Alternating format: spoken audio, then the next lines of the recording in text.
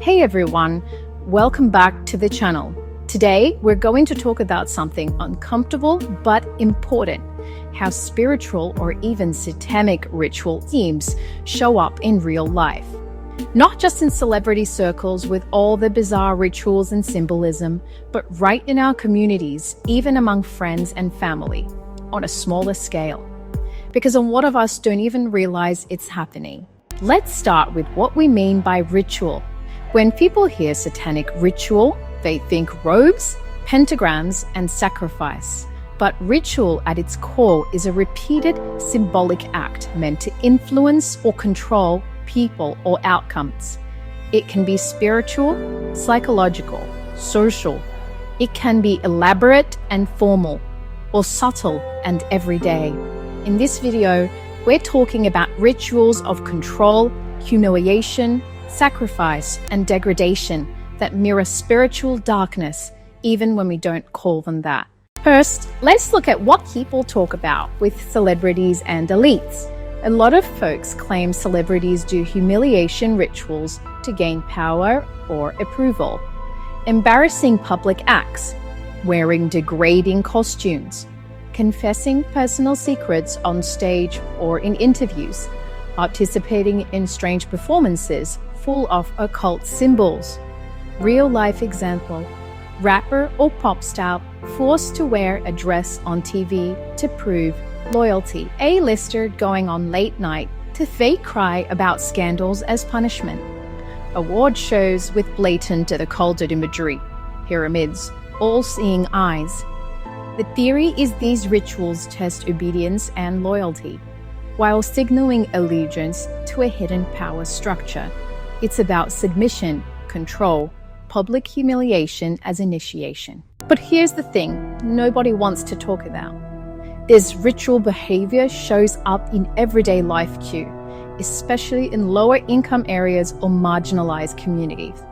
Why? Because systems of control trickle down. Gang initiations requiring violent or humiliating acts, hazing in fraternities and sororities, even high school sports, public roasts and humiliations that establish hierarchy. Real-life example, a teenager forced to fight friend to join a gang, but just made to wear embarrassing clothes or do degrading stunts. Being jumped in or forced to commit crime to prove loyalty. These are still rituals of humiliation and control, but they're normalized as tradition or just how it is. They keep people bound in cycles of fear, shame, and loyalty to destructive groups. And let's get even more real. This same energy shows up in our own friend circles and families. Making someone the butt of every joke, publicly exposing someone's secrets for laughs, using shame to keep someone in line. Example, the friend group that always make you the clown so they feel better. Parents who humiliate kids in front of company to prove they're in charge. Siblings who use your insecurity as weapons. We laugh it off. We say, we're just joking, but it's the same dynamic of ritual humiliation. It breaks confidence. It establishes hierarchy. It demands submission to stay accepted. Here is why we have to talk about this. These rituals, big or small, teach us to accept control and disrespect as normal. Celebrities sell it as performance art. Gangs and fraternities sell it as tradition. Families sell it as discipline. Friends sell it as humor.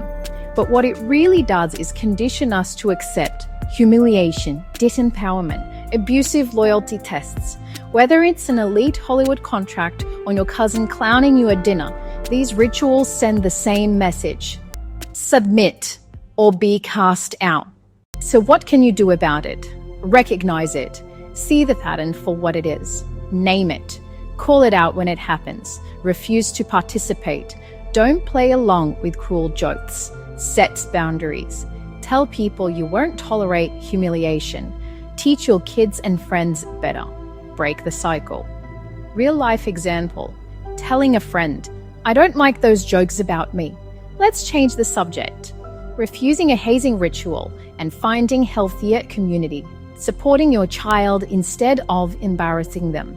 It's about choosing respect over control, empowerment over humiliation.